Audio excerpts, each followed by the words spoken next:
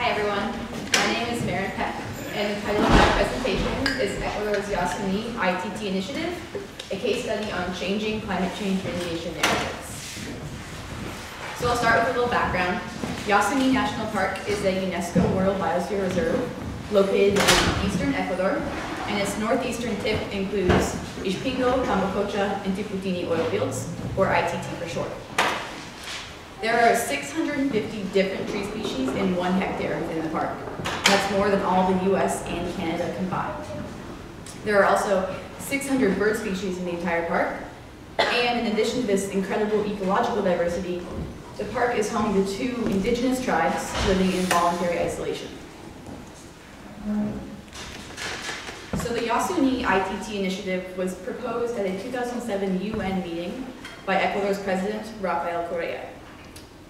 It pledged to leave 846 million barrels of crude oil beneath the Yasuni, specifically in that ITT block, and it asked in exchange for $3.6 billion in global contributions, which was at the time half of the oil's market value.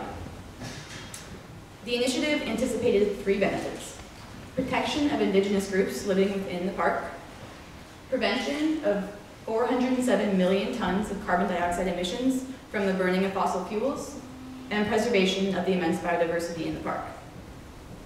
The initiative was lauded by the UN and some powerful individuals, but it was also criticized as rainforest for ransom by others. In the end, it never received the financial support it needed, and in 2013, Ecuador's president, Rafael Correa, abandoned the initiative and approved drilling in the Yasuni.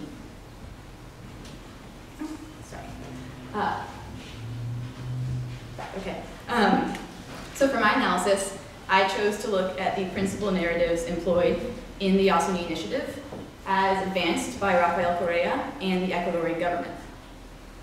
And to do so, I analyzed principally Correa's speeches and other government documents, which for this presentation I have translated from Spanish to English.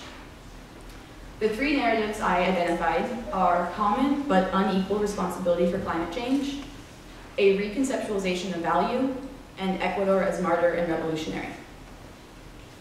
Analyzing these narratives reveals a framework that simultaneously sought authority from and also criticized the capitalist ideal. I should note that these 3 narratives were not static, and they were also not the only ones. There were others that faded in and out of the conversation, but these 3 generally prevailed through the entire 6-year campaign. And while being careful to acknowledge the presence of other complicating factors, this analysis of environmental narratives provides insight into the state of global climate change mitigation and perhaps some ideas for future directions. So the Yasuni ITT initiative was founded on the concept of common but unequal responsibility for climate change. This narrative, while acknowledging shared global fault, demanded, quote, compensation for the out of proportion amount of historical and current emissions of greenhouse gases by industrialized countries. The narrative also emphasized the disproportionate impacts of climate change on poor countries like Ecuador that contribute relatively little to the problem. By singling out developed industrialized countries, Correa implicitly critiqued capitalism. Further, this narrative sought to create a universal mindset that would elevate the global good above individual countries' interests. The Yasuni ITT initiative also called for a reconceptualization of the capitalist ideal of value, that is, anything that can be bought or traded. Ecuador's proposal to sacrifice half of the monetary value of its oil in exchange for global benefit represented a shift away from this definition, instead valuing things like ecological and environmental well-being.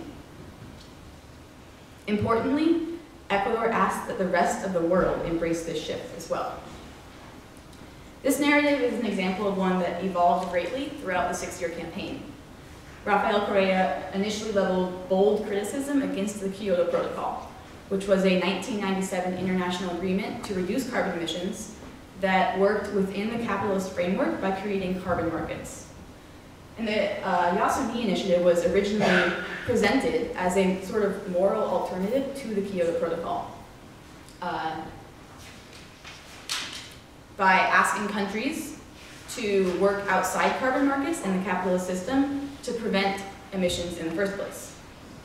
However, with little global financial support, Rafael Correa eventually sought to enter the carbon market with Yasuni guarantee certificates, which were supposed to be equivalent to carbon certificates, but recognizing emissions avoided rather than emitted.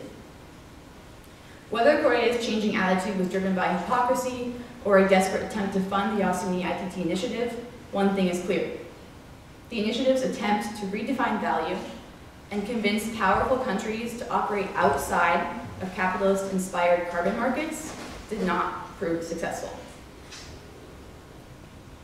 The final narrative I have identified is Ecuador as martyr and revolutionary. Correa constantly stressed that Ecuador was renouncing its most beneficial financial option, extracting the oil, with the noble goal of mitigating global climate change. As Correa presented it, Ecuador was rejecting the capitalist ideal of self-interest, instead offering itself as a martyr for the global good. Correa's use of this narrative eventually evolved from a strategy to garner international support into an explanation for the initiative's failure. And in parallel with this evolution, Correa shifted his emphasis from martyr to revolutionary. For example, in his speech announcing the defeat of the initiative to Ecuadorians, Correa said it was, quote, ahead of its times. The Yasuni ITT initiative and the environmental narratives it employed provides a case study for the state of global climate change mitigation policy. However, while focusing on narratives, it's important to acknowledge the complexity of the bigger picture.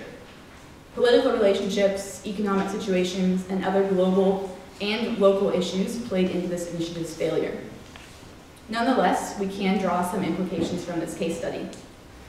First, climate change mitigation policy is dominated by capitalist ideals. When asked to abandon those ideals, redefine value, and contribute significant funds, most of the global community was not convinced. Second, that global community seems unwilling or unable to sacrifice for the sake of climate change mitigation. So where does this leave us?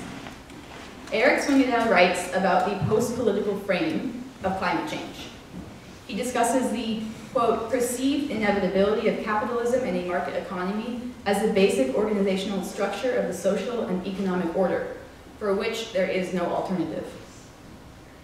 Unfortunately, this case study appears to prove that point. The Yasuni ITT initiative worked loosely within the capitalist system, but its narratives challenged important capitalist ideals. Those alternative narratives, while intriguing and exciting to many, may simply be impractical on a large global scale. So to end this presentation on a less discouraging note, I'll offer this.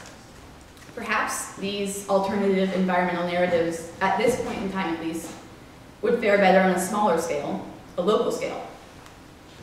While the changes at that level are perhaps less sweeping and profound, it is at least a move in the right direction. Thank you.